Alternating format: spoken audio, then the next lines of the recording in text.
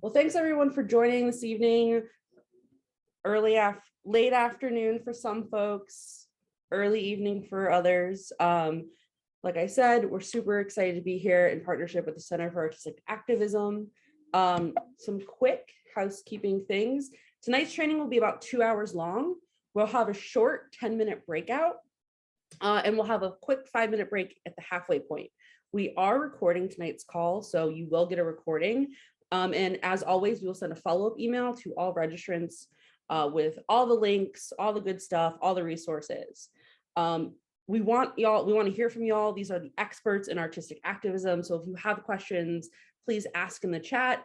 It's easiest if you type ask in all caps so that we can grab your questions for our guests. And if folks haven't already found the closed captioning on the menu bar, it is enabled. And then I also want to take a few minutes to do a land acknowledgement. And I'm going to ask Lori to drop a link in the chat.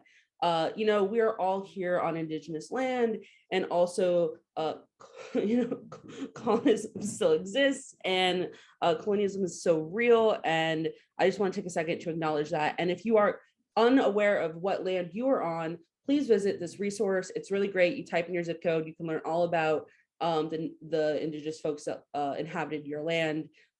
So please use that resource and share it widely. The second thing I just wanted to name is that we're going to share ways at the end of tonight's training and in the follow-up email for you to connect with the Center for Artistic Activism. They've sent a bunch of ways to connect with them. We're super excited to connect you all to them. And also, if you're interested in working with them more closely, please feel free to apply for a GROW grant so you can do more in-depth training with your local group. They have a ton of different workshops, from 8-hour workshops to 6-week workshops to this 2-hour one that they've created just for us tonight. So again, really excited to introduce them to the Indivisible network.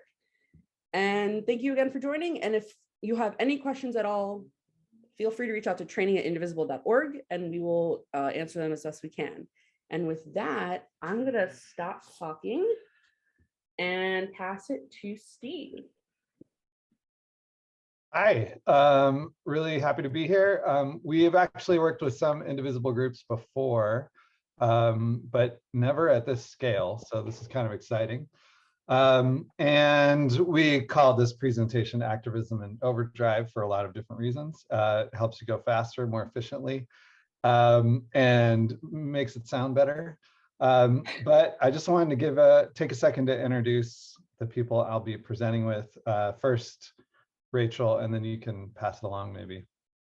Sure. My name is Rachel Guia-Karp, she, her, and I am the program director of Unstoppable Voters at the Center for Artistic Activism, which I'll share more about what that is in a moment. And Tracy, would you like to say hello? Sure.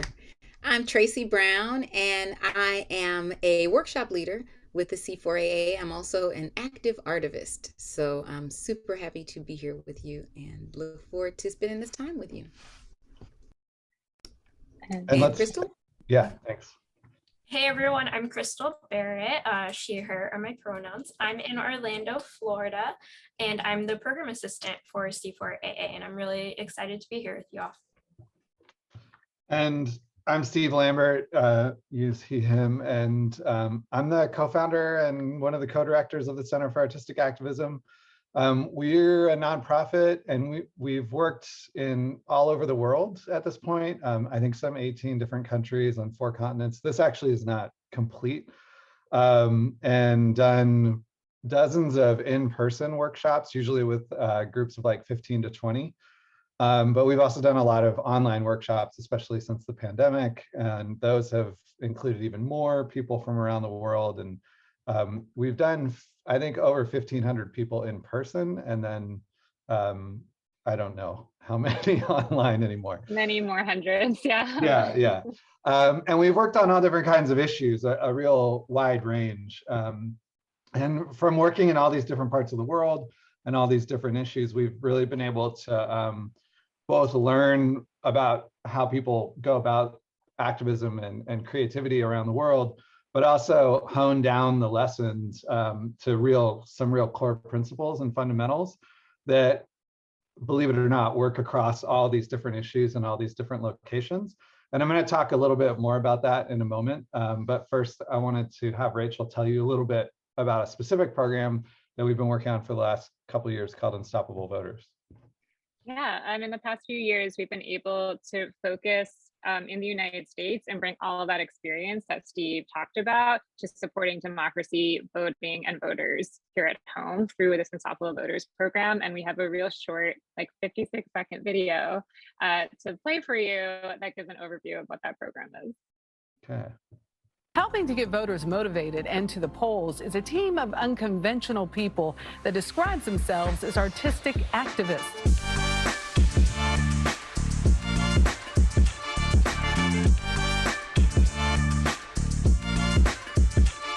For some Arizonans, election season has turned into a circus.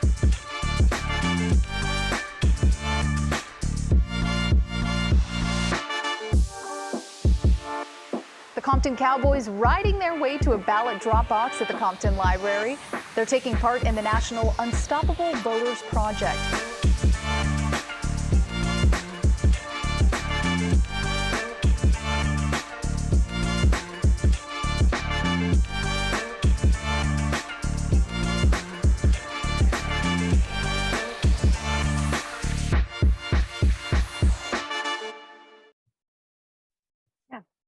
And this is another way of looking at all the things we've done. We've worked with hundreds of artists and activists and dozens of pro-voter groups, including, like Steve said, Indivisible Chapter specifically in New York.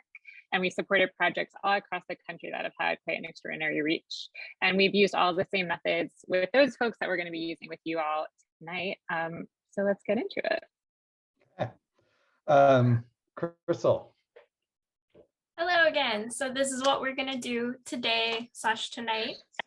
We're going to talk about who are we? Who are you? We kind of talked about that just now, but what exactly is artistic activism? We'll have a break, and it's a very special break in Overdrive. So be sure to, you want to take your break, but maybe stop for a moment and look at the break video.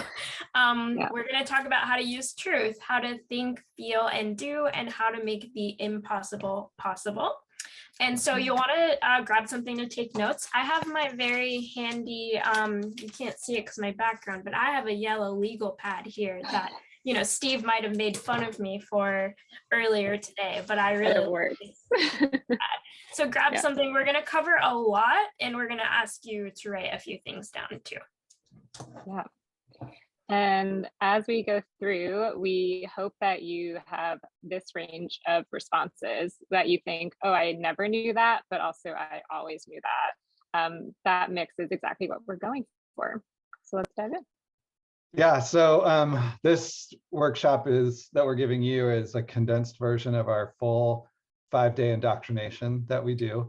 You can see we usually get people like out of their homes, we take them away, and we go through a whole thing on history and theory and creative process, utopian goal setting, like some more hands-on stuff. And then you'll see on like the last day, we do an action with the group that's produced in that 24-hour period. And we're not able to do that with you, but we hope that this results in actions and that this gives you ideas that you can test out. And part of what's exciting about doing this kind of workshop is that it is produced in 24 hours, and it's quick, it's imperfect because you can't really do anything perfectly in that amount of time. But collectively, with the chapters you have, we're really into these ideas of like low stakes, kind of quick actions and learning from them and then building upon that. So we'll get into that. But again, it's a lot of material. Yeah. But also, we're in Overdrive, so we're gonna cover a lot of it, right? We're gonna crank it up. We're gonna get it out. Yeah. Right. So one other thing I wanted to say, before I mentioned that we have worked in all these places and all these issues, I've been to most of them, right? Like I'm not an expert on all those issues. I learned a lot by doing it, but I didn't go to those countries. Like sometimes I didn't even know that place was a country. Like Macedonia, I remember from 7th grade social studies, but I thought it was like a city that sunk in the ocean or something.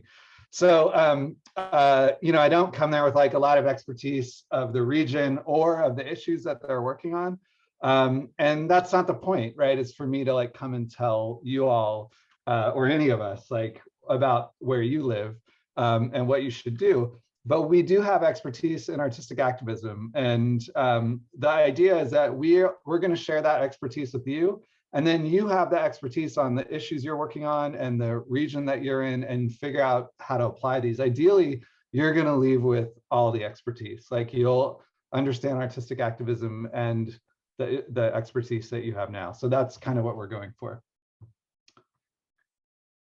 We also want to know who are you?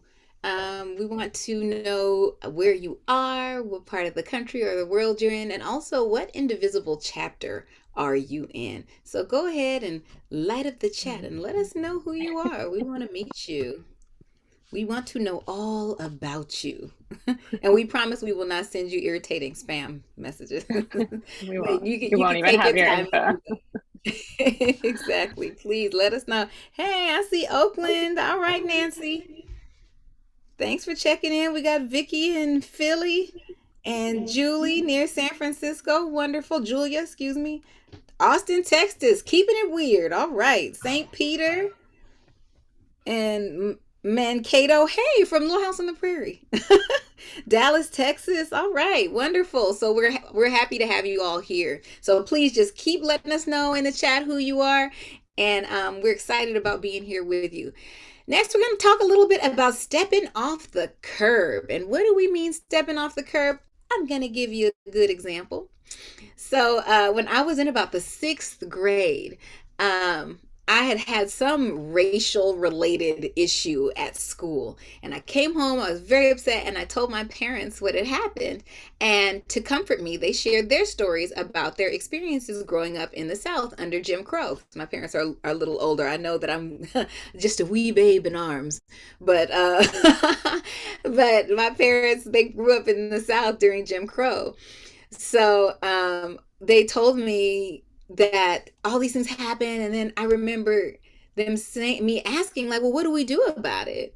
And my parents told me, well, we just have to wait, and things will eventually get better. And when I asked them, like, the same thing happened to you when you were kids, and it just happened to me, how long do we have to wait?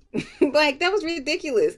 So then Public Enemy came out, changed my world, and it gave me like a voice, and I felt seen and heard. But that was really the moment when I decided that it was important to do something about things if I wanted to see change in my lifetime and not have to subject future generations to waiting and suffering the same experiences. I would have to do something. So that was my moment. So tell us about your moment when you stepped off the curb. Go ahead and write it in the chat. If you could please keep it to 2 sentences. No Gettysburg addresses, please. Right?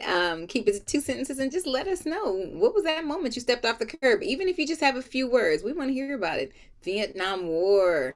That's a big one. That is a big one. Thank you. Come on, some others. You guys are all, I see a lot of Vietnam here. Oh, the night that who shall remain nameless was elected. Wonderful, yes. Save Sandy Beach Coalition in Hawaii. Wow, George Floyd, that's major for a lot of people all over the world. Very, very compelling. Absolutely. Attacks on Asians, yes, absolutely. So all these things that we're looking at and really thinking about these moments and what motivated us into action is super important when we're considering how we're going to talk to the world about what we're doing. I just wanted to see, like, Lauren, you just wrote meeting currently and formerly incarcerated activists. Can we, let's see, can I ask you to unmute? Or do I have to do that? I can do it. Yeah. If you don't mind, just like if I could ask you a little bit about that. Oh, sure. Can you hear me? Sorry, I'm not on video. Yeah. I just got home from traveling, so I'm like running around the house, but I'm here listening in. And I dropped something in the chat. So what where did you get, how did you get to the point where you're meeting currently and formerly incarcerated activists? There's a program called Inside Books Project in Austin, and I believe it was January 2016, I got started there and met some awesome folks who were working on fair chance hiring here. And yeah, it was just an incredible experience that also helped me recover from being a survivor of violent crimes. And so connecting to, seeing how the systems are perpetuating violence and not preventing it was just really inspiring to work with those folks. Yeah, great. Thank you for that. I'm gonna come back to that, but I really appreciate you volunteering. Let's see. Can we hear from Alicia Lerman? You just said it was off the curb in 1972 regarding school busing. Do you mind telling us a little bit about that? So yeah, I was young. I was only 12 at the time, but my parents had joined the Concerned Citizens of Canarsie, so the letters were very much too close to, CCC was too close to KKK, so I was actually on the opposite side of the street of my parents for that effort, and ever been out there ever since. So what led to that? I mean, why did you go against your parents? Like, what sparked that? I just had a lot of multicultural friends, and it just seemed what they were doing seemed really wrong. It just didn't feel right. Yeah. Okay. Thank you. I appreciate that. And let's see. Let's hear from one more.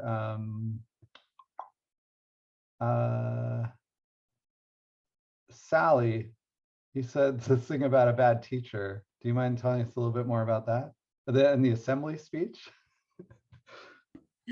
Yes, I used that opportunity to kind of target that teacher, but in a way that talked about all teaching and how important it was for teachers to use kindness and positivity in their classrooms instead of being cruel and hateful toward their students. So yeah, I stood up, and in the assembly, it was my day to give a speech, and I did that. And so, but prior to that, like, I just want to hear about what led to that.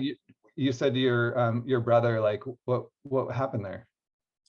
I really can't exactly recall what it was, but she was being mean to him, unnecessarily mean. Yeah. And so I just wanted to stand up, and to other kids in the class. It wasn't just him. And I just felt it was unfair and poor teaching, and I wanted to speak out against that. So I did. Okay, great. But I was, I was a rebel early on. So well, keep it there up. were probably things before that I stood out for, but yeah, stood up in my mind. Great, thank you, Sally. So I'm going to come back to this, but Tracy, let's ask a few more things. All right. So, that's perfect. Sorry, I had to advance my notes. All right. So now we know that information does not always spark action, right? You can know something, but not necessarily be motivated to make a change. So what I want you to do now is think of a behavior that you know is a good behavior, but you don't do it, or one that's bad that you continue to do, right? So go ahead and put them in the chat. Floss every single day. That's the first one that comes to my mind. Yeah. I'm already now. I feel like I need to sit upright. I know. I'm like, oh, you're right. Sit up. Like I can't do it. I don't know how to do it. Exactly. What about mine is washing the dishes and making sure there are no dishes in my sink every night before I go to bed. I know I'm supposed to do that. Ooh, the doom scrolling's a good one. Making the bed. Scrolling is bad, but yeah. And good eating more veggies. Oh yeah. Exercise, daily exercise. Yes. Yeah, don't be like me and watch bodybuilding videos on Instagram half the day. Never go to the gym. That's not good for you. Oh, so Alicia, you should stop Facebook, but you have not. Yeah, that's a tough habit to kick. Absolutely. And it's so ingrained in different things. And, especially during the time we were separated, those were our lifelines in some ways. Well, that gets good to the next thing, right? Which is, why aren't you doing this? Exactly. Why not? Tell us about why not. Get in the chat. What are your reasons and your rationalizations for not doing the thing or not behaving in the way that is the most, is the healthiest or the most desirable. Make it make sense for us. And also, tell us maybe a little bit about, why you persist or why you're avoiding, even though you know it to be the best thing for you to do to actually carry out. I like that Alicia here, but if I knew that, I would floss every day. I love it. And then Sally, you're hardcore. It's democracy is at stake. I don't have time for this good behavior. I gotta fight. I love it. And I love Julia's realness. She said, I can be lazy if it's not exciting. Yeah. I'm with you, Julie. I'm absolutely with you. All right, let's go to a more positive one. Exactly. This is our up full spin. We want you to think of your wins. What is a behavior that you did change at some point in your life? Something that you knew was healthy that you needed to do. Maybe you didn't start out doing it. Hey, flossing every day. There's hope. There's hope for us all. Starting working out consistently. Yes, that's beautiful. That's wonderful. Exercising every day, flossing. Are these people talking about the dance or the... Lost 50 pounds. Wow. We need to chat so I can figure out how you did that. Wow. Putting applesauce in my healthy waffles every day. Okay, very nice. Very, very nice. So we can see that people made changes, a lot of changes to be healthier, stop eating junk, give up beef and animal protein. I'm with you on that one. So we know that we have a model for making healthy changes in our lives, and we can empathize and understand with people who may be struggling to move in the direction that we're sharing with them. We may be telling them that that there are some better choices that they can make from a civic perspective, but this helps us to better understand. If we're trying to think about what made us step off the curb, and also what made you, we can think on a microscopic level. What made you step off the curb and make these changes? Maybe you knew that this was the right thing to do for a very long time, but you waited. What motivated you to step off the curb and make these positive changes in your life? I'll tell you that I was a Peace Corps volunteer, and I started smoking because I was super stressed out, and I really was worried that I would keep smoking when I got back to the States. And I told myself, if I keep smoking when I get back to the States, I'm getting a patch and I'm going to meetings and everything else. But I was determined to quit. And I was able to quit cold turkey. But what I had to do is try to figure out, why did I like smoking? What was valuable about it? And also, what would it cost me if I continued smoking? And at the heart of it was definitely my health, but also, there was a little bit of vanity. So I was like, you're not about to have me looking a mess. I don't want my hair and skin to be terrible, and I don't want to put this poison in my body and deteriorate my looks early. That was definitely a motivating factor for me. So I had to figure out how to recreate the things that I liked about smoking. And for me, it was about solitude. Nobody would bug me while I was smoking. I was outside, so I would be in nature. I was watching the animals, the birds and the squirrels and whatever else was in the yard, the lizards and things, scuttle around. And I really enjoyed that. So to recreate that, I started feeding the birds. and I just recently stopped feeding the birds, but whenever I get a motivation to smoke, I go outside and I feed the birds, because it lets me recreate the experience that I enjoyed with smoking without the harmful effects. So I'm seeing a lot of great stuff in the chat, and you might be wondering why we're doing all this. But I'm just going to point out some things that came up. So reasons that you changed and like implemented a good behavior, including here, let's see, what did I see? Someone got an accountability partner. Barbara, you talked about trying applesauce and it was tasted good enough, and then you felt better about how it changed your, you saw that you were losing weight. I saw people suffering and saw injustice and thought about others more than my fear. Someone talked about watching a Frontline documentary, and it wasn't just a documentary though, it was like, you described it as disgusting, how they were describing how the meat was produced. And then someone said, my wife forced me to, which also, you know, that's a thing. So, but I just want to recap because there was a lot there. And Rachel, Crystal, Tracy, you guys were looking at the chat. Yeah. Did anyone say that they were motivated to change or they stepped off the curb because they signed a petition? I didn't see that, no. Okay. Anyone said that they got a pamphlet handed to them about flossing or? Don't think so, no. I didn't get that pamphlet. Did anyone see reading like a study or a white paper? Policy paper? Press conference? No. No? News story? Like read a newspaper? Oh. Nope. We're striking out here. No, I don't see it. Anyone talk about a really good webinar? No. Okay. No, but they haven't seen this one yet, so yeah.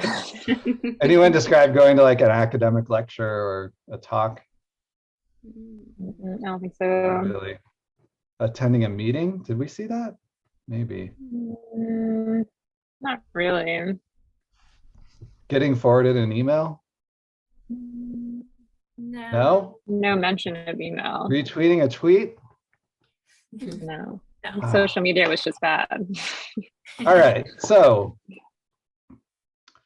we've done this exercise with thousands of activists and artists around the world from all ages, all ethnicities, and very, very few people become engaged politically or change behavior based on this kind of a list, right? I mean, there will be people that say, I read this news story, but there's usually some other contributing factor. There's a reason they went to the lecture, right? Now, the problem is that these are all the markers of a successful campaign, right? If you were trying to do an advocacy campaign, all of that stuff, if you could go to your supervisor and say, I got a press conference, I got a story in the newspaper, like I got all these retweets and I got forwards and stuff, you would be running a successful campaign. And yet, none of those reasons are why you became active. Now, they're all important, but if we want to convince more people to join this movement, what did we see, right? There's a disconnect between what we would consider traditional success and what you all described. What you described, and going back to, let's see, where did I keep my notes? The folks that we talked to, here it is. Lauren, you talked about having this, you said, incredible experience of meeting people that were incarcerated and also being a survivor of violent crime. Alicia, you talked about having multicultural friends. And Sally, this mean teacher and like witnessing injustice. These things are experiential, right? They're lived experiences. They're felt, they're, you know, they're emotional and they're affective, right? So meaning that you're moved by them. They cause you to feel things that maybe you can't even put words to. Now, the problem is that with traditional activism, how most activists reach out to others is through things like that list before, petitioning, flyering, lecturing, fact sheets. But the way that we all are motivated is through these experiential, emotional, and affective experiences. So the good news is that there is a practice that's been around for about 45,000 years that employs this, and that's art. Yeah. Art stimulates emotion, it creates experiences, it generates these like feelings in your gut that you maybe can't even put into words, but you're so moved. And that's why artistic activism is so important. Now, you might be saying, hold on, art, creativity, we got serious work to do. You know, someone said democracy is at stake here. Or you might be thinking, hey, I'm not an artist. And I just want to say two things. One is that this is not a replacement for traditional advocacy techniques. It's a way to add to them and to augment them. Yeah, and also everyone is creative, and the innovations that these creative moments are what move our work forward. And Indivisible, of course, is founded on innovation. And we're not talking about art with any kind of capital A. It's not about school training. It's not about paintings in a museum. By artistic, we're referring to all of the powers that come with art and creativity, and that can make social change more effective. So Tracy, what are those powers of art? Many, many and vast. We got feelings and ideas. It helps people to express feelings that can be difficult to put into words. You also have purpose and meaning, surprise, reframing of things, enchantment, engagement. It helps us to create purpose and meaning. The arts can connect people through shared experiences and help to situate ideas through personal and relevant stories that resonate with people personally. So a lot of people talked about feelings and their own personal experiences. And so we recognize that art is evocative. It helps people learn because it can be effective in engaging and distilling information and really breaking down complex problems and in new ways. It also enchants people and invites people to view very familiar problems in new ways. It also invites participation. Everybody's a critic when you mount a piece of art, but it will also invite participation and help people get physically, sometimes tangibly, but closer to an issue. And it also engages the senses and sense-making capacities. We all have our own ways of learning and different ways that we are, the ways that we are motivated. So engaging those five senses is key, and it's definitely a huge tactic, a hugely successful tactic. Also, it provides opportunities for synthesis and personal meaning making. So you get to come up with your own understanding of the issue through art, and that's going to help people feel much closer to and more connected to the issue at hand. So these powers of art are not necessarily linked to specialized skills. We're not talking about fine art. And in fact, the best artistic activists I know have really don't come from art training. And the other good news is that creativity is something that we all share, right? So if we open up what we think of around it being artistic and creative, it includes things like dancing in your kitchen while you're making food, or singing in the shower, or how you entertain a 4-year-old, or the way that you arrange a garden. The thing I like to say is if you know how to throw a good dinner party, you know how to throw a good action. The skills that make you, that apply to that apply to us as organizers. So when we think about this more expansively, I wanted to ask, where does your chapter do this well, right? How does your chapter, what do they do well creatively? How do they think about innovation? How are you doing this well? And you can write that in the chat if you could.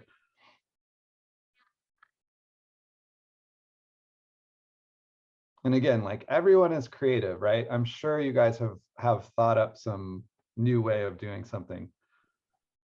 So we plan and execute good demonstrations that get on local TV. We've held some visuals. So you're thinking about visuals. Creative protest posters, good. I got the chapter painting rocks for campaigns. And then I'm also going to ask, as you're typing this, and we did weekly rallies that incorporated art, drum lines outside Senator Tillis's office. Okay, great. Another question is, where can your chapter improve, right?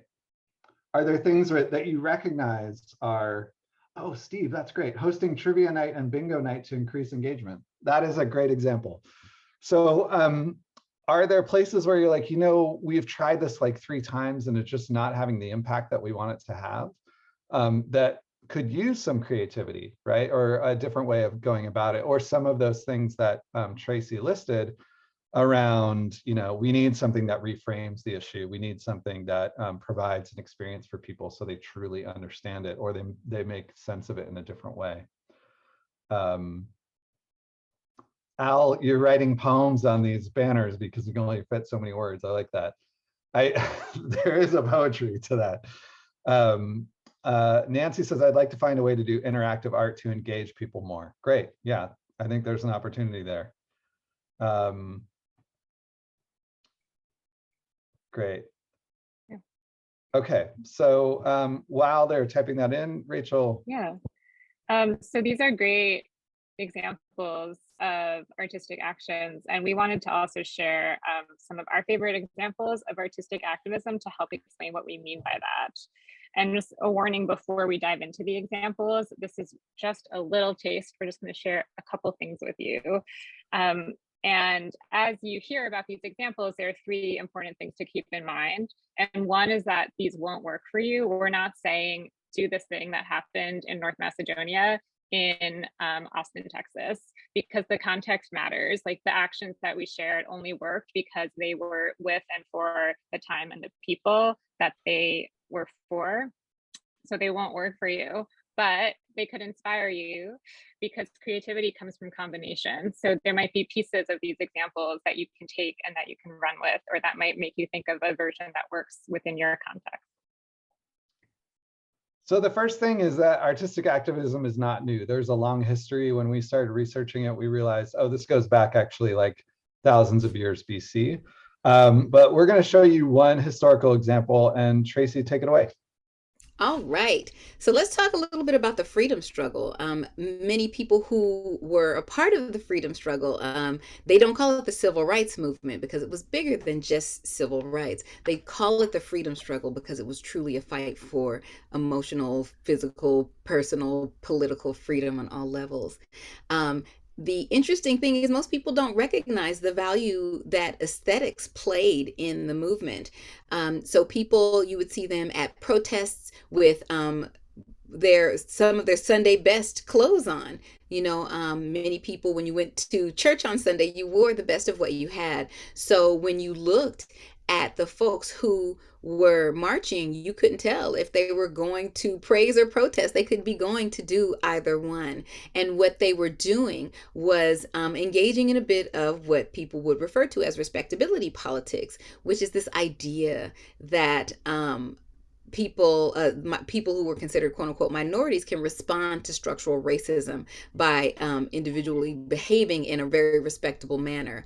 But what that did is they basically put on a performance of sorts, or they used respectability politics in a performative manner to illustrate to the world, which they knew were watching through the journalists, through television, even through describing things in radio and newspapers. They knew that it was important for them to own the visual narrative so that they could win allies the world over. And that's exactly what they did.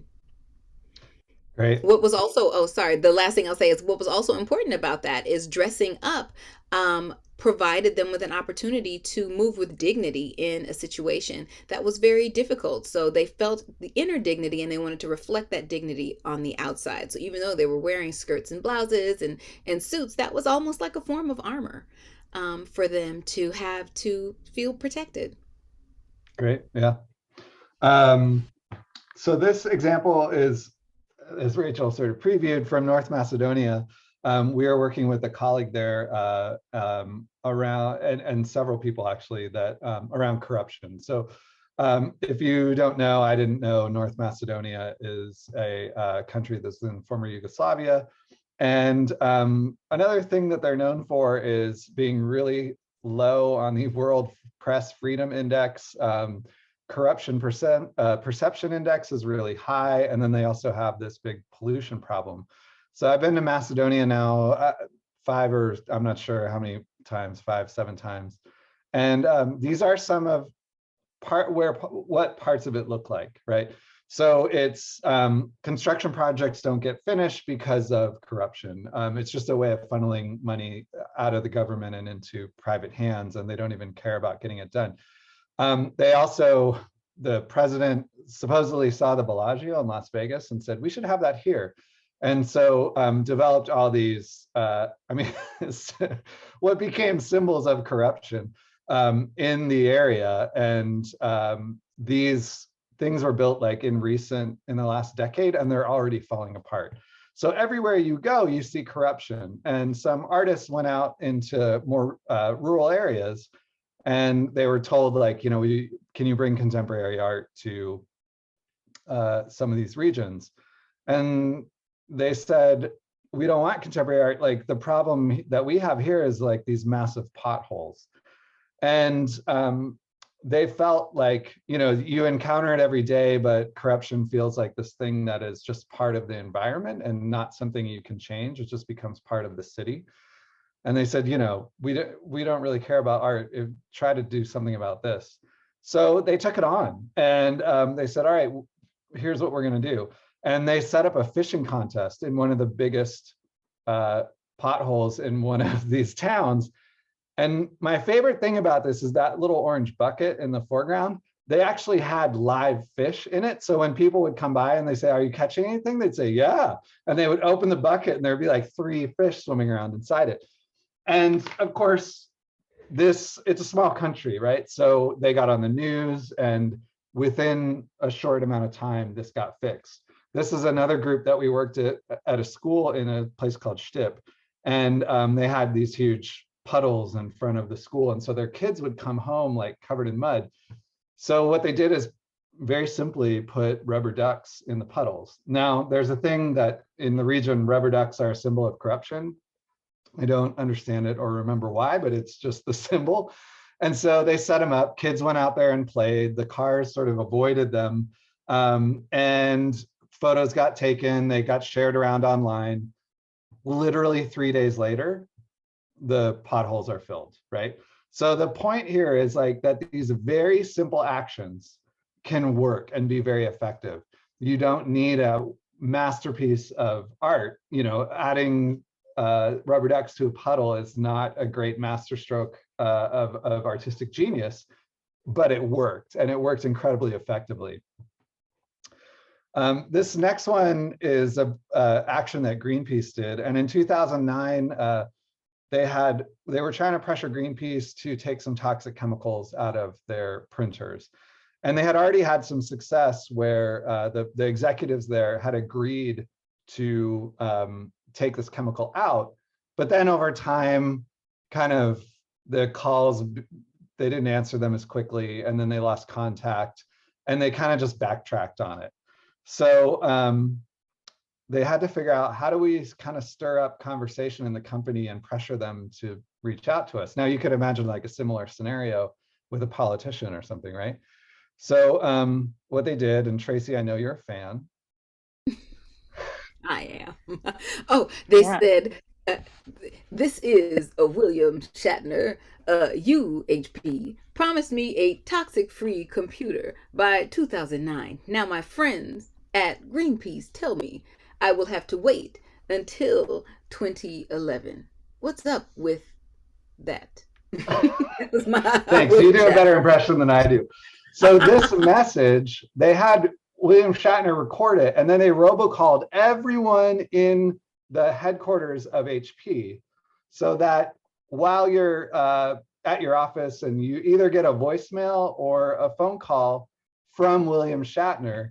And this created all this pressure within, right? Because they'd be sitting at their cubicle and then like look over, be like, did you get I just got a voicemail from William Shatner. And they're like, I got one too. What's going on? And like, what's the deal with the toxic printer? And then we're able to sort of move the campaign forward, right? So this is a very clever implementation. This is from the city of Chongqing in Southwest China, which, let's skip this one and we'll go straight to this. Yeah. So the point is that artistic activism can work in repressive regimes. Fortunately, we're not too far into that, but if that gets worse, ask us and we'll tell you how. Yeah. So this is about a thing called the 24-Hour Museum. It was in Skoghall, Sweden, which if you haven't been to Skoghall, this is what it looks like. it's a logging town, and they chop down these big trees, and then they make paper out of it. And it's like industrial paper. They use it for milk cartons and things like that. So it's kind of coated. And this artist, Alfredo Yar, was invited to go there and do an artwork. So they gave him a tour, they showed him the town, they showed him the factory. And because it's the only industry in the town, the factory provides a grocery store, a library, a gym, and they're very proud of it. And they gave him a tour of everything. And he said, okay, great, I understand. Where's the museum? And they said, oh, that's the thing. We don't have a museum, so we need artists to come in and they do projects, and that's how we do it. And he said, okay, well, for my project, I want to build you a museum. And I want to build it out of this paper and the logs that you have. And he designed this museum and had it built. So you can see it has the logs and the paper. And then he said, okay, everyone in the town, this is your museum. You can fill it with your artwork. So kids had their artwork, and adults who had like hobby photographers would put their stuff in. And then they had a big opening, and the mayor came and cut the ribbon, and there was a oompa band because it's Sweden, and very crowded, and no one could see the artwork, just like any popular opening. And the people loved it, and they said, this is great. Why is it called the 24-hour museum? Like, is it open 24 hours? And he said, yes, but we're going to burn it down after 24 hours. It's going to exist for 24 hours. And they were like, no, that's not what we want. And he's like, sorry, that's the project, right? So then they got a few people together, and they went to the mayor, and they said, this artist is crazy. Like, he wants to burn down the museum. Like, we like the museum, we want to keep it. And the mayor said, yeah, that's the deal we made with him. 3 o'clock tomorrow, they're going to burn it down. And then they kept going. Oh, I took out the picture. Sorry, I have this video of it. I'll send it to you later. But so the folks kept organizing, and then they went to the fire department, and they asked the fire department, hey, you have to take care of this because the mayor and the artists are going to burn the museum down tomorrow. And the fire department said, no, they're not going to burn it down. We're burning it down. And at 3 o'clock that day, they lit the building on fire. And I should say they took the artwork out first, then they lit the building on fire. And everyone stood there and watched, and that's the picture I'm missing, so I apologize. And and then Alfredo left, right? And he goes back home. And this is the genius thing about Alfredo Yar, is that 6 weeks later, he gets a call from the mayor, and the mayor says, Alfredo, the people got even more organized and upset, and they decided that they want a permanent museum, and they want you to be the one that designs, that's the architect, right? So what he did was figure out how to cultivate desire in people that in this social democracy, like, never had to ask for anything. Like, the company provided all of it. They provided the library, they provided the gym, and they never had to organize. And he created organizers in this town and cultivated a desire for them to make this thing. Now, as Rachel said, there are 3 important lessons here. One is that these won't work for you, right? So respectability, it worked in the 1960s, but this is like a criticism now, right? Of like, oh, protesters need to be more civil, like, please stop yelling. In Macedonia, it's a very small country. If you were to do that kind of thing, I'm not sure it would work in the United States. We don't have contacts for William Shatner. That's not going to work for you. And just to make it super clear, I do not recommend arson as a way to get infrastructure, okay? That's not the lesson. The idea is that you can take some of these principles and use them. How do you cultivate desire? How do you perform the reality that you want? How do you create like simple interventions that create imagery that, get the results that you want? This field is massive. Yeah. Yeah, and so if there are any ideas of actions you've heard about that are come to mind from this, feel free to share them in the chat because we'd love to hear them from you. And as you're doing that, we just wanted to underline a few things. By artistic activism, we don't mean art about politics. So sometimes what will happen is an artist will go to an organization and say, like, I have this idea, I want to paint a mural about wildfires or something like that. Or an organization will go to an artist and say, like, we have a whole campaign plan. Could you make a mural about it? And you might use a mural or a painting as part of a campaign, but the painting itself probably won't really accomplish any specific activism. It's like no knocks to painting or any kind of art form, performance, dance, song. But if it's just something that's about politics or social change, it doesn't set out to provoke action towards that change. It's not really what we mean by artistic activism. It's about activism, it's not activism itself. And on the flip side, we're not talking about activism with a little art. Like, it's not artistic activism that has it's like a layer of icing on top of a political plan that's already been made. It's about artistic ideas and creativity that's baked into the whole strategy, all of the objectives, all of the goals. Because when it's just like activism with a little bit of art, it might look like a march that has like really beautiful posters, or there's this whole campaign that's already been planned, and then they just add a song on top of it. Between these two poles of art about activism and activism with a little bit of art is artistic activism, where all of these powers of art that we talked about and creativity have been used to make every aspect really speak to people and get them motivated to take action. And it's really the really impactful activism that we've seen has all been creative at its core. Yeah. So what we mean is like creating a culture of creativity within activists, within activism, right? So when people think about how do we do this, they think about what's our cultural strategy? How can we incorporate imagery? How can we use story?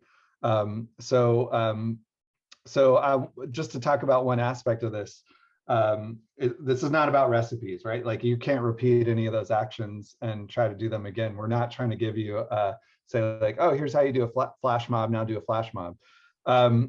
Just take the ingredients, stir, and you have your recipe done. That's not what this is about. It's more about making chefs, you know? So like, we want you to be chefs. We want you to take the local ingredients and like figure out how to make a new dish that no one's had before, that will really nourish your community in a way that only they will appreciate. So this means as a chef, you're dreaming up new and unexpected combinations. You're doing experiments, you're testing. Like, if you're ever made a recipe, it takes a while to like really master it. And so we don't expect you or anyone, you know, like to just come out of the gate and make amazing work. You have to like experiment and try things. So that is what we're going for. That is like what we're about as an organization. And that's also a lot of information. So it's probably a great time for a break. Yeah, and we're going to take a break, and when we get back, we're going to give you a ton more specific tools for how to utilize this, whatever your background is. Welcome back, everybody. We are going to jump right back in and get started with our program, with our plan.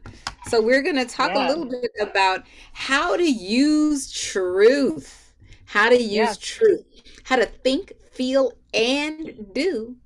And we're also going to talk about how to make the impossible possible, and not in the Disney sense, in the activism sense, how to make the impossible possible. Yeah, so we're gonna, I think I saw some of these questions, or questions come up, but like, you know, how do we implement this? So we are gonna get into that a bit and some of those tools. So some of you maybe have been on one side or the other of this kind of table, you know, where the classic literature table, where traditional activists kind of set up a way of, you know, a bunch of pamphlets, and the more information you can get on that pamphlet, the better, right? So we just got to get the information out to people, and once they know the truth, then of course they're going to understand this issue, they're going to get on our side, and the more truth, the better. So like, usually the type is set in 9 or 7 point, you know, like, so just to get as much truth onto that pamphlet as possible. And the idea is that once people have the right information, then they're going to understand. And this is a very old idea, right? The truth will set us free. And then if people had access to the right information or the right education, they would make the right decisions, meaning what I agree with. But we know, and I used to have to work harder to make this point prior to the past president, but this is not actually how it works, right? So the idea comes from the Enlightenment, the roots of the Enlightenment, and how democracy was theorized. That people would get together, they would have a rational conversation, rational people meeting, reading the news at a coffee house, and then and this is a 1700s coffee house, and they would get together, study the news, and then figure out how things should move forward. Now, there are always problems with this. The men, they were well off, they were well educated, and landowners and things like that. But the idea is strong, right? Like that we're informed and then we make rational choices. Now, this is not how democracy is actually practiced. This is not actually a Celine Dion concert. This is the DNC, right? So this is how we pick our leaders. It's not this rational thing. It could be a Vegas show. It's a spectacle. And of course, the Democratic Party is not the only one that does this. There are these shows, and it's always been done. Like more recently with Biden, they had these drones, and which is wonderful, right? And like it's great that it happens. It's a beautiful thing. But the point is that this is what democracy looks like, right? Like this is how we're choosing the leader. So the truth matters. I'm not saying that the truth doesn't matter, but what we actually practice as democracy is not rational. It has to do with spectacle and stories and signs and symbols. And to disregard that and only rely on the truth, we're bound to fail. So the truth needs help. The truth is not self-revelatory. People need to make sense of it. You can talk to anyone about what they believe, including the most nutball QAnon person, and they'll tell you it's based on the truth. So we need ways of making sense of those facts, and there's a flood of information that people have to decipher, right? So knowing how people understand that information, how they process it, is going to help us tell that truth. So let's get into like a more exercisey thing here.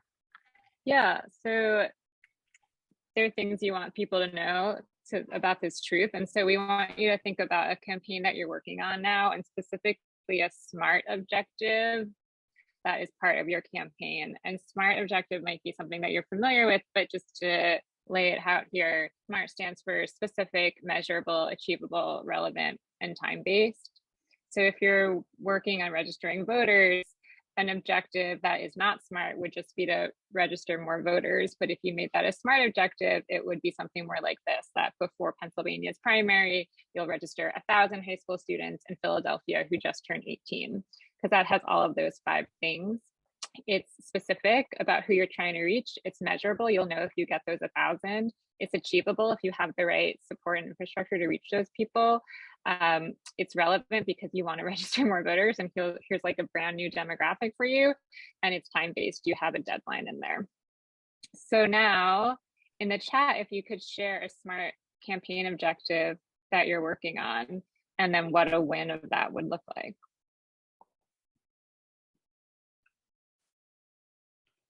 And the more important part is maybe the win, right? Like, so we'll trust that it's a SMART objective.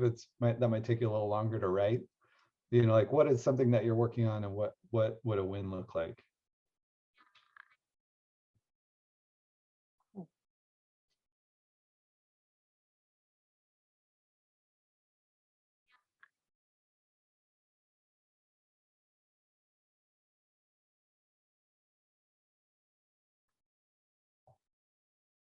I see a lot of typing faces.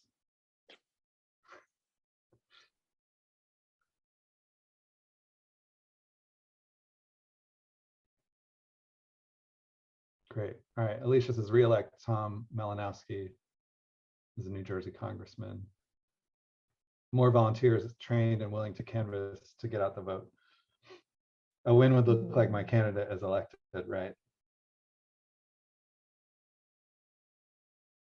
Debbie, good insight. Today can be the turning point. School board candidates are not identified by party, putting up posters with party as large as the name of the candidate. Great. yeah, so they would be having those up. And then I think, to Randa, to go a little further with that, is like, what would the win be? Is that would change the outcome, right? And there's probably an outcome that you're looking for. In the 2020 national election, we made sure there were poll monitors at central districts. So that's a win, right? Great. So what I want to point out here is that you're thinking about specific wins. Really quickly, we just want to make this point, because as you bring in more people into the movement, this is one of the most common misconceptions that we deal with. So let's explain this a bit. Tracy? All right. So now we want to go deep into our minds where those sort of the opening to Twilight Zone lives with the sight and sound.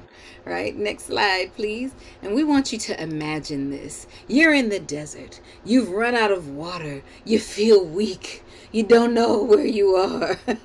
And I come and I tell you what you're experiencing is dehydration. I want to educate you about dehydration. It's a disruption in the metabolic process of exercise, disease, high environmental temperatures. Most people can tolerate 3 to 4% decrease in total body water without difficulty or adverse health effects. Now, mind you, we're in the desert. You don't know who you are. You're thirsty.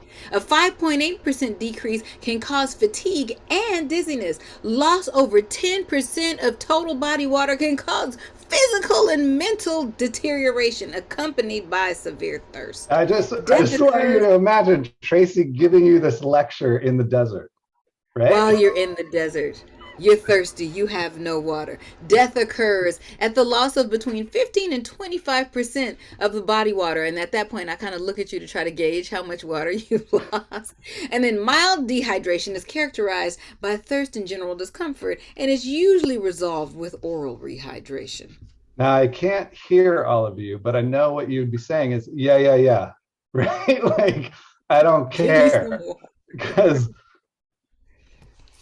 raising awareness. Right, exactly, because raising awareness is not enough. That was supposed to be said by everybody. Come on, everybody, say it with me. Raising awareness is not enough. Right. Raising awareness, we got to solve the problem and come with real solutions. So this is why those SMART objectives are important. And so, I know that in Indivisible, Carly told us you guys talk about know, feel, and do, and like that feel part is part of artistic activism. The do part is also incredibly important, right? So if you were to imagine that you were wrongly imprisoned while visiting a foreign country, you can make one call back to the United States. Whoever you can call, what do you want them to think? What do you want them to feel, right? So you can say, it's really important. You need to know that I'm here and that it's a problem. I want you to feel this sense of urgency. And then do is like, call the State Department, get me out of here, pay a bribe, whatever it is, to get you out of this place. So, so we always want to remember that those three pieces: the know, which is the information part; the feel, which goes back to what we were talking about in the last hour; and the do, the action, right? So let's see. When we hear raise awareness, and you probably, from now on, whenever you hear raise awareness, a flag should go up. And what we want you to do whenever you hear that is to ask someone like, okay, what does it look like after people have had their awareness raised? Like, say we did that. And the shortcut here is like visualizing a behavior. So think about like, what's the outcome? And I'm going to go back to what some of your objectives were, which were, we made sure that there were poll monitors at essential districts. So what does that look like, right? And behaviors specifically are physical and visible. So if you imagine that there are poll monitors at the essential districts, you know what that looks like, right? Like it's people standing there and I don't know, whatever you do as a poll monitor, like making notes and phone calls. So if I was to ask you to be aware that poll workers were needed, it might look like this, right? You're like, oh yeah, huh. But this is not a behavior, right? And if you only aim for raising awareness, that's probably all you're going to get, right? What we need is poll workers. We need that other visual, physical behavior. So now you guys are all smart, and I know you probably know this already, but I just, it's a very common thing. And when was the last time an organization you knew like put out a white paper, an infographic, or said the truth in a tweet or video or whatever it is, and didn't get the response that you had hoped for from that kind of thing, right? Like just by providing information. We make this mistake often, right? So the other thing too is going to this, and Tracy, I'll let you. You've worked on anti-smoking. I was so into your presentation, and I was like, what's the okay? So once people's awareness has been raised, you have to ask yourself, how do you want them to feel? I know in the anti-tobacco world, the anti-tobacco work that I've done, when we're working with and talking to smokers, one of the things, aside from giving them tools like nicotine patches and gum and counseling, etc., and hypnosis and all those things, at the heart of it, we want them to feel supported. We had to take time to understand why people were smoking, how people were utilizing tobacco products, and why they made the choices they made. And then we had to help them feel supported in their process of stopping, because that's one of the most important components. So that feeling of being supported is at the heart of the theory of change here. And I'm going to take it back to the poll workers, right? If you're asking someone to be a poll worker, think about what you want them to feel about it. Supported would be part of it, but also like, hey, I'm in the last election, it's like, you're a hero, like there could be all kinds of emotions that go along with it. Like a sense of duty and responsibility might really motivate some people, or telling people, you know what, this is going to be fun. The people that do this poll monitoring stuff, they're the best.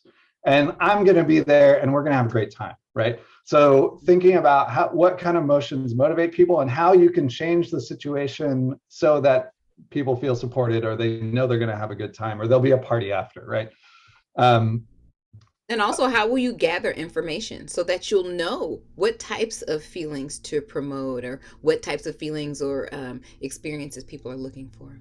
Yeah, and we often just like really emphasize, hey, you should do this. Democracy's at stake. It's really important. You got to be there. And we hope that people will follow through, and some do. And that's, we're those kinds of people.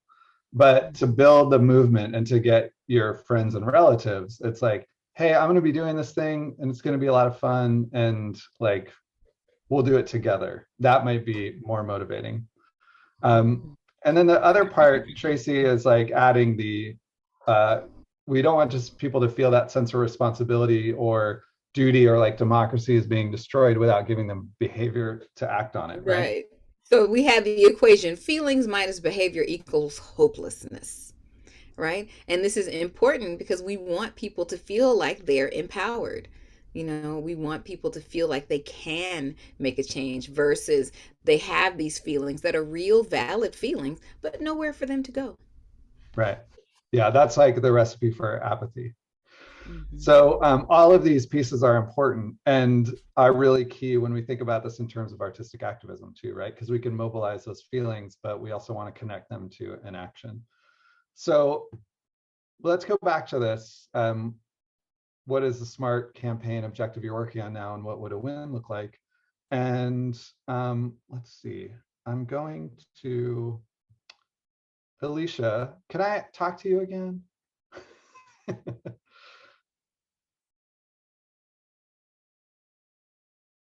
Alicia, you said re-elect Tom Malinowski. Yeah. Okay. Oh, there you are. Hi. So I have good news for you. I've come from the future, and he got elected. Wow, we are so pumped. And it was really what you did and your chapter did. It was really key. So yeah, it was a blowout, basically. And my question for you is, what's next? What's next? Oh, we just Yeah. get prepared for the 2 years. We got to prepare for the the next election. There's one every year. Right. So I have more good news. He won kind of every the second year and the fourth year and the sixth year. So, and again, it was like it was a blowout every time, and it was you and your chapter were really responsible. So, what happens after that? Like, what are you going to do next? We have to pick a different target. Okay, what would that be? Well, there's the presidential election coming up. Oh, right. There's local elections. There's tons of other candidates. Would love to change out our county commissioners. There's lots of targets. So again, good news. All of those things happened. And New Jersey is like kind of seen as this proving ground, like people come to you at this point. We're about 10 years out. And they're like, this is amazing. Like, we want to follow these models because you've been so successful. And you actually aren't doing as much of the day-to-day work anymore because the people that work around you have kind of learned from you. And so you can kind of work on some other things. What's next? Oh, if I don't have to worry about democracy being at stake, at least not in New Jersey. You got it covered. All right, so then I'll go for eradicating poverty. Okay. There's poverty is like not a thing in the United States anymore. It started in New Jersey, and like again, those people were following your model. Well, if this is the way it's going to go, and I'm done, I'm just going to smoke pot and listen to the Grateful Dead. All right. So yeah, so there's no poverty. New Jersey is this great model. It's spreading across the country, and you are super high and living a great life. Cool. That's great. And I've done this tomorrow when it's legal. Now, so you live in New Jersey, I assume. Yes. Okay. Where are you in New Jersey? Lambertville. Okay. Oh, great. It's my namesake. So I come to visit you. New Jersey now is like, this bastion of democracy. There's no poverty in the United States. You have the best weed. And I come to visit you. I haven't seen you since today. When we leave your house, what does it look like? Well, it's very green and verdant, and we go into town and we run into all my friends who have been very active working on all these campaigns and canvassing, and everybody who's been working on making all these beautiful fixes. And what do we smell besides the weed? Oh, we've got lots of great restaurants in town and coffee shops. So there's good coffee and food, and it's fabulous. And what kind of things do we hear? We hear children playing and the playground, and we hear people talking, and we see the bicycles zipping by on the street, and we hear dogs, a lot of dog-friendly town. Great, yeah. Okay, so I just want to ask really quickly, how many people would want to live in Lambertville in 15, 20 years from now, as Alicia described it? You can just like do the emoji, thumbs up, thumbs down. Okay, I'm seeing some thumbs up. Sounds good, right? Yeah, Martha gave a heart, cool. Yeah, great. Thank you, Alicia. You are a wonderful volunteer, voluntold. Why did we do this? That vision that you described, Alicia, of the world that you're working toward, like that's something I can get behind. I'd never heard of Tom Milanowski before. And if you asked me like, hey, would you want to work on Tom Milanowski's campaign? I'd be like, I don't know. But if you're like, hey, I'm trying to turn New Jersey into like the most democratic state and model, and I have this vision of eradicating poverty and stuff, I would be listening. Like, you know, like if you describe that world that you just described, that's something I can get into. Not to say that Tom Malinowski isn't a piece that moves us towards that, but that vision that you described is what drives the action. And I would argue that that's probably why you're doing this work, right? Like, I'm sure Tom Malinowski is great, but if there was another politician that was great, you would work for that person because you're trying to get to that world. And I've talked to so many activists that are like, I didn't become an activist because I always wanted to be an activist. I became an activist because I just want to get to this point so I can live my life, you know, and retire. That's come up a lot. And the kind of thing that you described of children playing in this very green place and leisure and stuff like that, I swear to God, people around the world describe something similar. Some of the details are different, but the essence of it is the same. And this is why you do the work. This is why when it's hard, you keep going, and why you get up in the morning. Those goals give us purpose, and we can incorporate that vision into all our work. And what I've found also is that often we are reluctant to think about that ourselves because, as you all know, the world that we are in now is very different than Lambertville in 2040. And so I think sometimes we push that away as a way of protecting ourselves because the contrast is so great. But to be able to access that and to think about what that big final win looks like and feels like and even smells like and sounds like, gives us this very vivid picture that can provide a sort of direction. Now we're getting into something here which is kind of utopic, right? And it's very easy to be cynical, or for a cynical mind to say, we don't have time for that. That's just a fantasy. And, or like, you know, oh, you're artists. Okay, that's what you do. That this is an indulgence. But those goals, again, give us purpose and, but also can inspire every action that you do, right? So when you think about, all right, how do we incorporate creativity in this? It actually starts with that vision. And how can you incorporate elements of the world that you're trying to create into the actions today, right? So when I talked about making poll watching as being something that's fun, that's part of Lambertville in 2040. And you can incorporate that, and I would argue it attracts more people. So this kind of vision can, in each particular step that you're working on in your campaigns, can provide some coherence, can provide direction and inspiration. So again, you might be saying like utopia. I just want to tell you this poem, if you would, that, by Eduardo Galeano. He's a Uruguayan poet. And he said, utopia exists at the horizon. I move 2 steps towards it, it moves 2 steps back.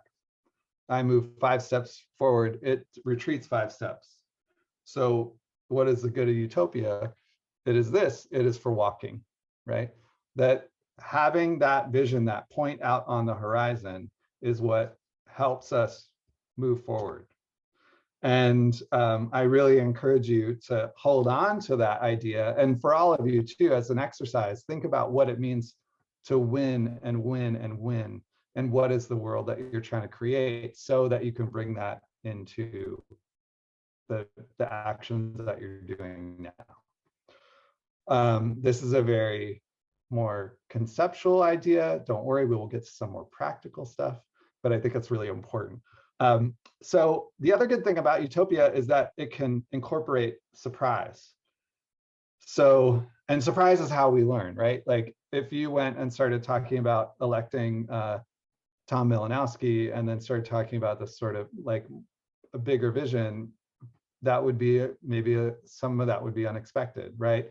Or making poll working into a poll working party is surprising. And some of the actions that you described too in the chat of like the kayaking up to the guy whose name I can't remember in West Virginia. I'm so glad I can't remember his name. That's true. We talk about him enough. Yeah. Yeah, yeah. He has a need But, our you know, time. that was a surprising action, and both got his attention and the press. And surprise is really important because it's how we learn. So I have a 3-year-old, and I can see like there's movements he makes, and he expects certain stuff to happen, and when it doesn't, it's like, oh, okay, I don't quite know this, right? But when it happens as he expects, it's like, okay, I've learned it, right? So another example of this that I've experienced is I teach at the university nearby, and my drive can look similar to this, right? It's a rural area I have to go through, and I could drive for almost an hour and not much happens. And sometimes when I leave, I'm like, hey, I got to stop to get food if I'm going to have dinner tonight, have this recipe in mind or something. And then I don't know if this ever happens to you, but you find yourself pulling into the driveway of your house and you're like, oh, I never got the groceries, you know, because you're just driving. Now there are other days when deers run out in the road. And in that moment, I'm like, okay, I'm in this lane. Where's the deer? How fast is it moving? How fast am I moving? When was the last time it rained? Where are the other cars on the road? How hard am I hitting the brakes? Do I need to adjust my steering? And I could have all those thoughts in like half a second. Whereas in this scenario, like I'm not really thinking about much at all, or just kind of my mind's wandering. Like the cognition is not happening at the same rate. It's this surprise, right? That causes me to really think about what's going on. Now, this is true also for in museums. Like this is a Klaus Oldenburg artwork, but you know, if I saw this in a museum, I'd be like, oh yeah, it's sculpture. The average time that most people spend looking at an artwork in a museum is somewhere around 3 to 5 seconds. And I could look at this and be like, oh yeah, it's an artwork, you know, and kind of move on. Now, if this showed up in my bedroom while I was sleeping and I woke up and it was there and I did not expect it, I would think, who made this? What does it mean? What are they trying to tell me? What is it made of? How did it get here? Why did they do it? Right? Like all the things I should think in a museum, but I don't because I expect it to be there, right? And so these surprising things are, when we can surprise people and catch them off guard, we have a window where we can get them to think in a new way, right? If you see a political march with signs and chants, you could be 3 blocks away and be like, oh, that's a political march. You don't have to know the details. But if like all those people are rolling garbage cans down the street and dressed in SpongeBob SquarePants costumes, it's like, wait, what's going on, right? And like, what is this supposed to be? And then you're like, I need to like process this and figure out what's happening. And if you're the person in the SpongeBob SquarePants costume with the trash can, like you have a moment there where you can try to like, you know, influence how that person interprets that. So surprise is really important. Now I promised you we would get to a practical thing. And this is what we're gonna have you do. This is an exercise that we do. And I want you to come up with 10 ideas that will meet one of those objectives that you listed before. Yeah. Should we all work on the same objective? Yeah, let me get. Great. I came up, I sort of was inspired by Lulu's that we could all try to say, to make it truly smart, by the end of May, a little over a month, get 200 new volunteers signed up to help get out the vote for your upcoming election. Great. Yeah. Great. So 200 new volunteers? Totally new people, yeah. Okay. So we're going to have you come up with 10 ideas that will meet that objective, but the first 7 of them have to be impossible. And what I mean by impossible is it would take too many people. Like there's not enough people in your chapter to pull it off. It would take way too much money. Like it costs millions of dollars, money you don't have. cost anything. It could defy the laws of physics, right? It could involve technology that's not invented yet. It could be highly unethical or violent, like anything, impossible, things you cannot do. But you have to do those first in the first 7. And then once you have those 7, then you can come up with 3 more that are possible. So we're going to put you all in some small breakout rooms, and we have a collective document that's anonymous. We won't know who's writing what. Hopefully that frees you up a little bit, and you can all use the same document to brainstorm these ideas together. And as a group, you'll have about 10 minutes to come up with these 10 ideas. And so we should have like dozens, if not hundreds of ideas by the end of these 10 minutes. And in that document, and it's in the chat and also in the document, is the objective that you're trying to achieve, and also the instruction of coming up with these impossible ideas first for impossible actions. Any questions before we go into breakout rooms for about 10 minutes? Let's see. Welcome back, everyone. You're slowly coming back. Looks like there's some great ideas in here. Yeah. Well, so just so you know, we've been like watching this and laughing a bit. So thank you. Now, one thing I want to point out really quickly is that all of you came up with at least 10, some more. Room 14 maybe struggled, but one of the reasons that I really stress that the first 7 need to be impossible is because I was doing this one time with a group and I forgot to mention it, and it ended up being this like test. Or like I had a control group and an experiment group, because half of the groups decided to do the possible ones first and the other half decided to do the impossible first. And what happened was that the people that just did the impossible ones first had like 15, 20. And the ones that tried to do the possible ones first struggled to get to 3. So what happens is, and you probably found this in the rooms, is like someone suggests something and you're like, no, that's possible, right? Or like, and also it's just more fun. Whenever we do this, there's more laughter and more excitement around it. So the coming up with the impossible stuff kind of helps you take away the editor and have a lot of ideas. Now, if they stay impossible, they're not really helpful. So what we're going to do is like pick 1 or maybe 2, and as a group, all of us try to figure out, okay, how do we make this something that actually could be feasible? So I'm going to pick one, which I think is, let's try to get Michelle Obama to come door knock to recruit. So how could we make that possible? Does anybody have any ideas? You can write in the chat, or if you want to like throw up a hand, we can maybe get you unmuted. And you can tweak it a little bit, right? Ask her, yeah. Why not? You can reach out to her. Yeah, Deb, can we get Deb unmuted? So already we've got people that have connections. That's unbelievable. Okay, that's great. Yeah, start a social media campaign. I love that you guys are recruit a drag queen. Yes. A big surprising public performance to invite her. Great. Now, it looks like Deb has her hand up. Yeah, Deb, did you want to? Deb, go for it. You want me to? Yeah.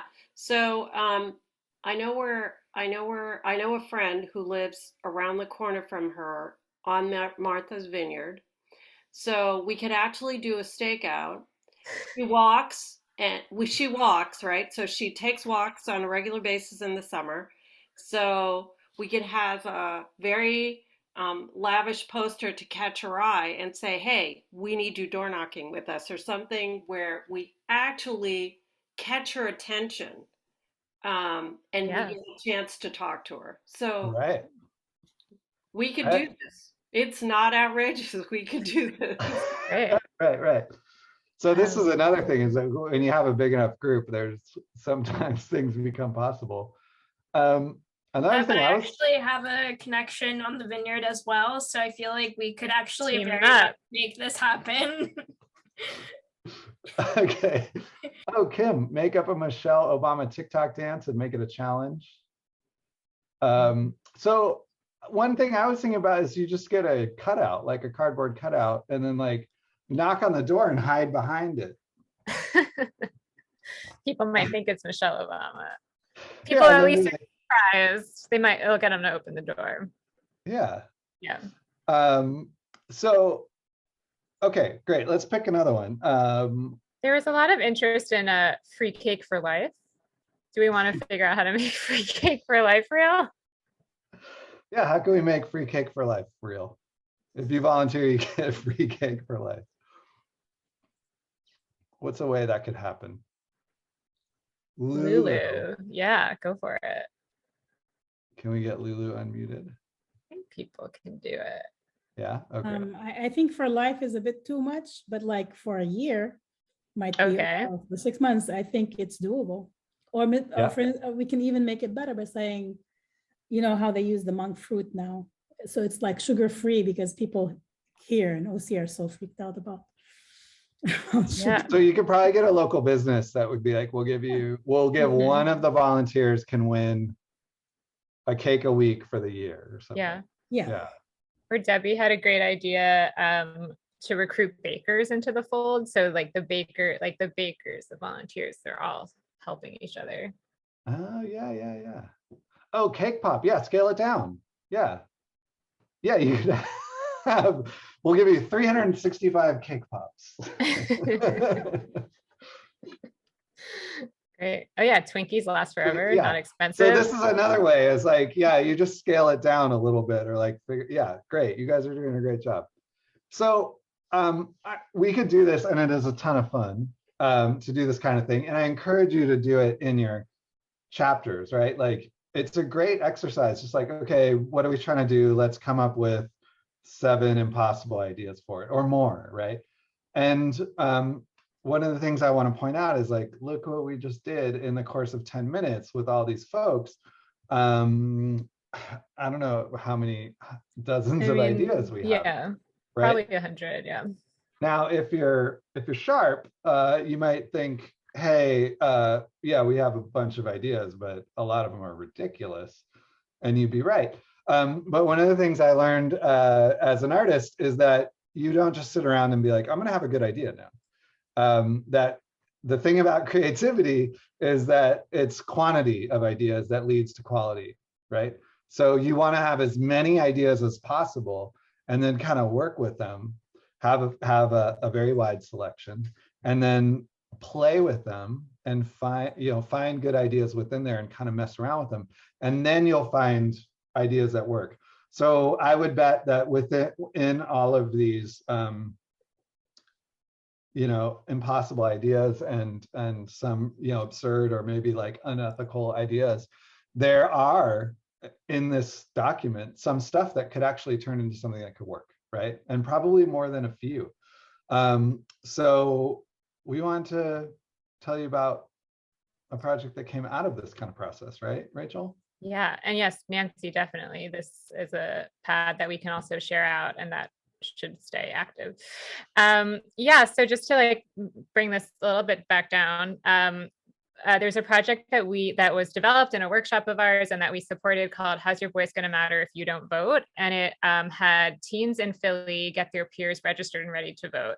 And one of the ways that the groups working on this campaign wanted to help teen civic engagement was to get a resolution passed by the Philadelphia School Board to put in place all of this voter education and registration programming within the schools. So we have a quick video about how they achieved that.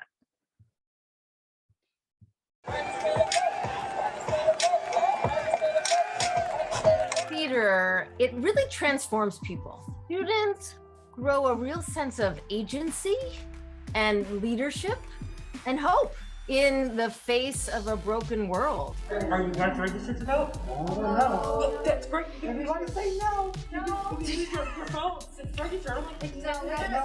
We chose 2 locations to put the performance on. The first was the School District of Philadelphia, and we chose to have the students perform on the steps, unbeknownst to the district, right before a school board meeting. What your school even teaches you, the president is only one person. Second location was at the National Constitution Center, which is the site of the signing of the Declaration of Independence. Vote by mail by requesting a mail-in ballot that can be dropped off at our trusty friend mailbox. It isn't just like theater for theater's sake. It's actually students who now see themselves as activists, and they now have an understanding that theater is a cultural form of activism. I think change takes time, you know? It's not an overnight thing.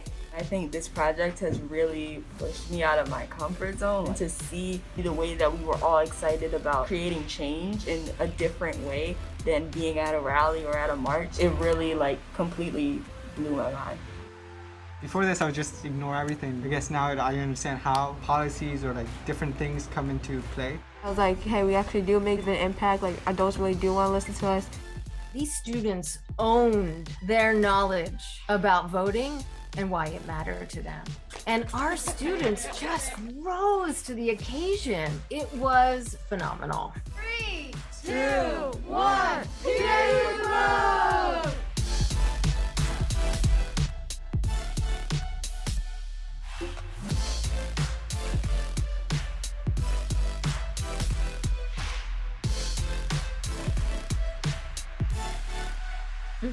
Yeah.